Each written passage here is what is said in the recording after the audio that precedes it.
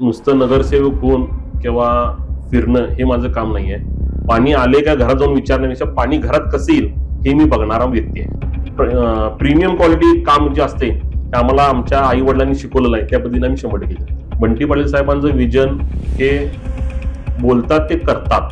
लालच नाही आहे तिथं, कोणतेही घोटाळा न झाल्यामुळं ती टिकलाय. अजून लोक बसताना पण उठता बसता ते नाव काढतात की त्यांच्या काळात झालेली काम आहेत आणि त्यांचे अडीअडचणी आम्हाला 100% पहिल्यापासून माहीत आहेत आणि आम्ही ते येत्या काळातून सोडवणार आणि सोडवत आलो ना. किंवा एक प्रभाग नसून हे आमचं कुटुंब आहे. आम्ही या प्रभागात फिरतोय, मी कुटुंब म्हणून फिरतोय. दर्शको नमस्कार, केके न्यूज मध्ये आपल्या सर्वांचं सहर्ष स्वागत. कोल्हापूर महानगरपालिकेसाठी दिनांक 15 जानेवारी 2026 रोजी मतदान होणार आहे, तर 16 जानेवारी मतमोजणी होणार आहे आणि याच पार्श्वभूमीवर आम्ही शहरातील विविध दिग्गज नेत्यांना भेटतोय आणि आज आपल्या सोबत आहेत प्रभाग 13 मधील काँग्रेसचे उमेदवार प्रवीण हरिदास सोनवणे साहेब. सर नमस्कार. नमस्ते. मी आपलं आमच्या या केके न्यूज चॅनल मध्ये सहर्ष स्वागत करतो. आपण ही निवडणूक लढवताय, प्रचारादरम्यान आपल्या प्रभागामध्ये फिरणं होते, कसा प्रतिसाद लाभतोय काय सांगाल? किंवा एक प्रभाग नसून हे आमचं कुटुंब आहे. आम्ही या प्रभागात फिरतोय, मी कुटुंब म्हणून फिरतोय. आमचे गेले 30 ते 40 वर्ष ह्या प्रभागाशी निगडीत आम्ही समस्या सोडवतोय, राहतोय, जगतोय. आमचे आजोबा 85 साली नगरसेवक होते, ते उपमहापौर झाले. आमचे वडील 3 वेळा म्हणजे 15 वर्ष नगरसेवक होते, त्यानंतर उपमहापौर झालेत. त्यानंतर 2010 साली आमची आई नगरसेविका झाली.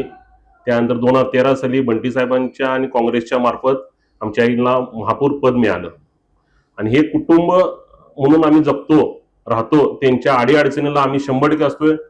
तरुण पिढी गेली 10-15 वर्ष माझ्या बरोबर आहे. मी त्यांच्यावर वावरतोय, त्याच्या अडीअडचणीला सामोरं जातो आणि त्यांच्यावर राहतोय.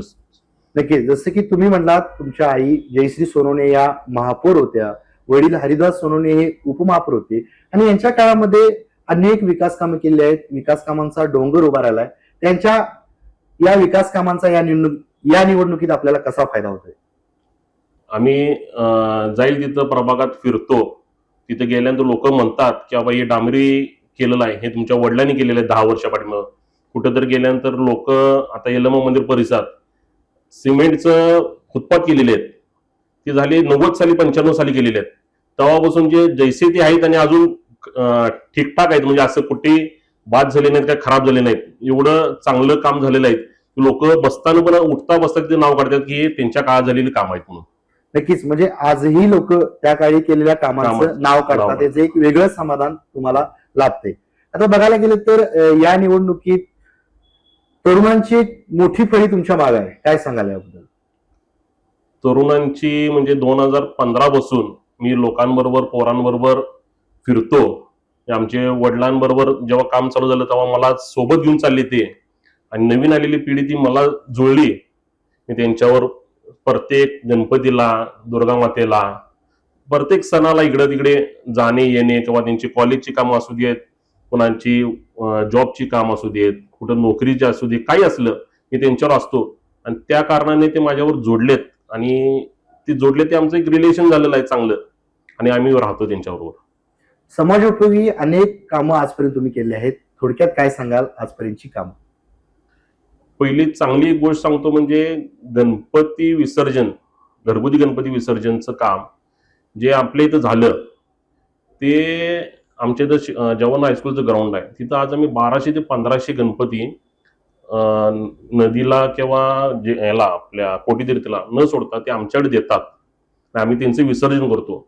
लोक एवढे खुश होतात की माझ्यावर तिथं नाही म्हणले तर एक 200-250 पोरं कामाला असतात आणि आम्ही ते विसर्जन सोळ खर्चानं आम्ही करतो. आणि दुसरं मंडळांचे कुठेही शेड असू देत किंवा त्यांचं जिमचं साहित्य असू देत, त्याला आम्ही असतो सहकार्य करायला 100% राहतो. नक्कीच, म्हणजे आपल्या घराण्यालाच एक सामाजिक कार्याची एक मोठी परंपरा लाभलेली आहे. प्रचारादरम्यान आपलं प्रभागामध्ये फिरणं होते, कोणते कोणते मुद्दे घेऊन तुम्ही मतदारांसमोर जात आहे, काय सांगाल?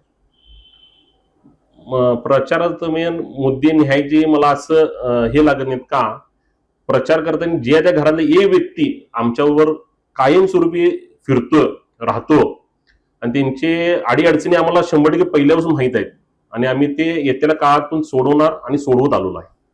नक्कीच, कोल्हापूरच्या विकासाच्या दृष्टीनं किंवा आपला जो प्रभाग क्रमांक 13 आहे, याच्या विकासाच्या दृष्टीने आपले विजन काय आहे?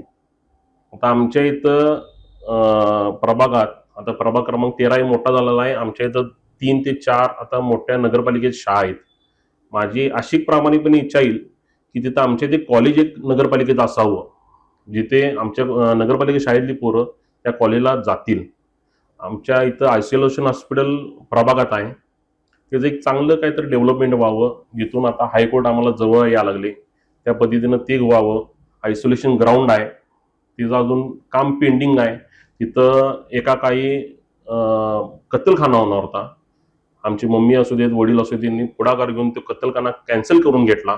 आणि आज आम्ही तिथं परत आश्वासन आज मी देतो तुमच्या इथं कॅमेरासमोर की तिथं चांगल्या पद्धतीनं ग्राउंड एक चांगलं होणारच. दुसरं मग यल्लमा मंदिरला लागून असलेले कंपाऊंड वॉल आहेत, म्हणजे ते यल्लमा मंदिरचा वाडा आहे तो पूर्ण आमच्या प्रभागातून फिरत जातो. ठराविक ठिकाणी वॉल झालेले आहेत. मंडलिक वसाहतमध्ये ते लोक राहतात, त्यांच्या पाठीमागे बॅक वॉल नाही आहे, पण आलेलं पुराचं पाणी डायरेक्ट त्यांच्या घरी जातं, तर तिथे एक वॉल लागते, तिथं वॉल बांधणी, हे सगळे कामं आमच्याकडनं होणार 100%. आपल्या इथं प्रभागामध्ये होणारे चेन स्नॅचिंग असू दे किंवा महिलांना होणारा त्रास हे रोखण्यासाठी CCTV कॅमेरे जिथे लागतील त्या जागेवर लावणे, अथवा ऍक्सिडेंट होतात, मेन रोड आहे, आयसोलेशन हॉस्पिटल आहे किंवा आधार हॉस्पिटल आहे, तिथं जाताना मोठ्या प्रमाणात ॲम्ब्युलन्स कधी तिथं फास्ट जाते नाहीतर कधी पब्लिक फास्ट जात असते, ती कॅमेऱ्यात कॅच व्हावं आणि ॲक्सिडेंट न होऊ दे ह्यासाठी ते CCTV कॅमेरे असावेत किंवा ते डिव्हिजनला याला ट्रॅफिकला अटॅच असावी, अशा पद्धतीचे कॅमेरे लावून घेणार तिथं आपण. कॉन्क्रीट रस्ते झालेले आहेत, ड्रेनेज लाईन आमच्या इथं झालेली आहे. आमच्या मम्मी मुप्पापूर असताना आयसोलेशन हॉस्पिटल ते YP पवारनगर ड्रेनेज लाईन मोठ्या ह्यानं केली ती 108 कोटी रुपये खर्च करून ड्रेनेज लाईन, त्याच्यावर रस्ता, ते बाजूला असणारं फुटपाथ, ही झाले आज 12 वर्ष होऊन गेले तरी ते जैसे ते चांगल्या परिस्थितीत अजून आहे. तिथं कोणतेही घोटाळा न झाल्यामुळं ती टिकलाय अजून. नक्कीच, जसं की तुमचं काम बोलतंय याप्रमाणे तुम्हाला या निवडणुकीत आई-वडिलांच्या विकास कामांचा फायदा होईल यात शंका नाही. प्रभागामधील महिलांसाठी नगरसेवक झाल्यानंतर काय विशेष उपक्रम राबवणार आहात? माझी प्रामाणिकपणे इच्छा असेल की आमच्या इथे एक महिलांसाठी हॉल असावा, जिथं त्यांना योगा किंवा बॅडमिंटन या सगळ्या गोष्टी हेल्थसाठी करता येतील. त्या व्यतिरिक्त महिला आज आपल्या इथं कोचिंग क्लास करतात, म्हणजे जेवण शिकवणे किंवा इतर कोणत्याही गोष्टी अशा असतात महिलांच्या, जे त्यांना आज आमच्या उपनगर असून पण तिथं होत नाही, त्या सगळ्या आपल्या इथं होऊन जातील. नक्कीच, बघायला गेलं तर मोठ्या प्रमाणात काँग्रेस पक्षावर शहरातील शहरवासियांचा विश्वास वाढलाय आणि तसा तुम्हाला प्रचारादरम्यान देखील प्रतिसाद मिळतोय. काय नेमकं कारण असेल काँग्रेस पक्षावर एवढा विश्वास वाढायचं? ह्याचं मूळ कारण फक्त एक आणि एकच आहे, फक्त बंटी पाटील साहेब. बंटी पाटील साहेबांचं विजन हे बोलतात ते करतात. त्यांनी आता बोललेले आहेत की महिलांना बस मोफत राहील, बारक्या मुलांना स्कूल आणि याला बस मोफत राहणार आहे. त्या 3 बसच्या मागं एक लेडीज बस असणार आहे, जी पिंक कलरची असणार आहे, जी कोल्हापूरभर फिरेल. त्याच्या कारणानं जेव्हा लेडीज बसनं प्रवास करतील तेव्हा ट्रॅफिकची पण समस्या संपेल, बऱ्यापैकी प्रमाण वाढेल लेडीज लोकांचं बसमध्ये फिरण्याचं, त्यानं ट्रॅफिक आपलं कमी होईल. दुसरी गोष्ट आहे अभ्यासिका. मी साहेबांना आमच्या इथं सांगितलेलं आहे की एक अभ्यासिका आमच्या भागात पण असावी, आणि त्यांनी शब्द दिलाय की तुमच्या इथं प्रभागात आता हायकोर्ट जवळ यायला लागले किंवा शिवाजी युनिव्हर्सिटी आम्हाला जवळ आहे, त्या अनुषंगाने आपल्या इथं अभ्यासिका एक देणार आहेत ते आपल्याला. सतेज उर्फ बंटी डी पाटील साहेबांनी तुम्हाला ह्या निवडणुकीत संधी दिली निवडणूक लढवण्यासाठी, काय सांगाल त्यांच्याबद्दल? साहेबांना आमच्या कुटुंबावर विश्वास आहे. आम्ही गेले 50 वर्षाच्या वर्षी अधिक काँग्रेसशी एकनिष्ठ आहे. सुशीलकुमार शिंदे असू देत किंवा पतंगराव कदम असू देत, यांच्याशी आमच्या आई वडील यांनी काम केलेले आहेत. पृथ्वीराज चव्हाण साहेब मुख्यमंत्री असताना त्यांनी बजेट दिलेत. आमच्या आईंनी पहिली पुढाकार घेतली आणि शाहू स्मारक हे जे काम चालू झालं ते आमच्या आईच्या काळात झालं चालू. आई महापौर असताना ते सँक्शन केलेलं आहे. बिंदू चौक असू दे, बिंदू चौकाचं उद्घाटन हे आमच्या आईंच्या हस्ते झालेलं आहे. म्हणून ही कामं करायची क्षमता आहे आमच्यात, कोणतंही म्हणजे लालच नाही आहे. हे सगळं पाहून आम्हाला तिकीट देते साहेब.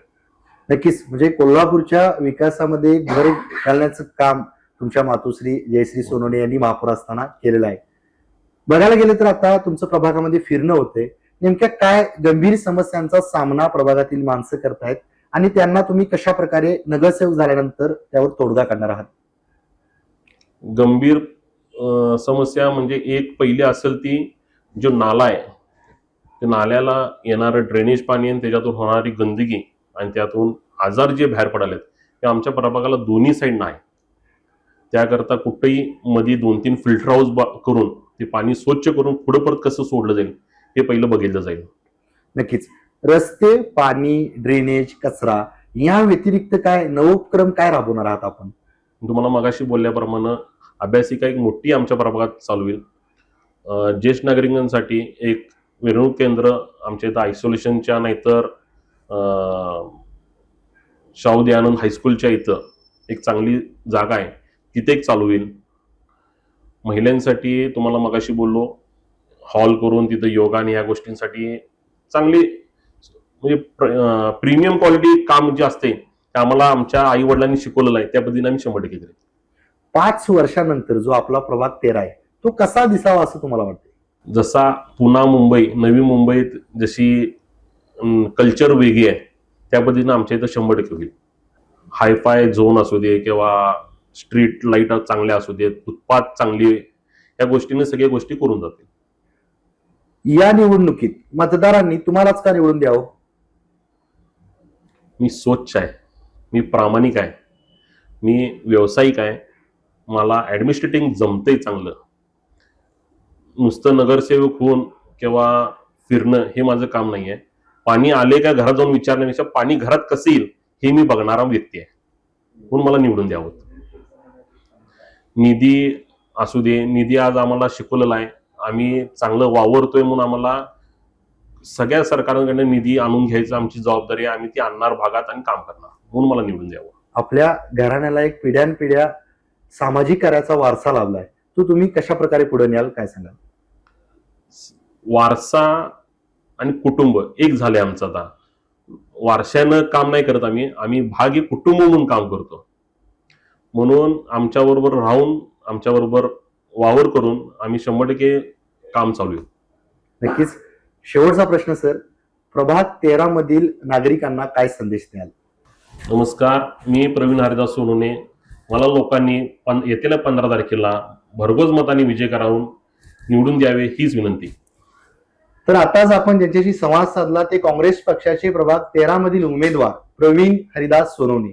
अतिशय उत्कृष्ट पद्धतीने कोल्हापूरच्या विकासाच्या दृष्टीने त्यांनी आपले व्हिजन आपल्यासमोर बोलताना मांडले.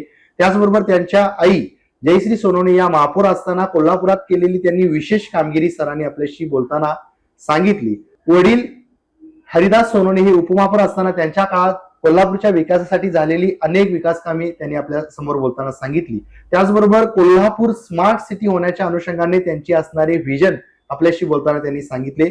तुर्तास तरी मी या एपिसोडमध्ये येथे थांबतोय. केके न्यूज साठी व्हिडिओ जर्नलिस्ट सचिन वरेकर सह समीर मकानदार, कोल्हापूर.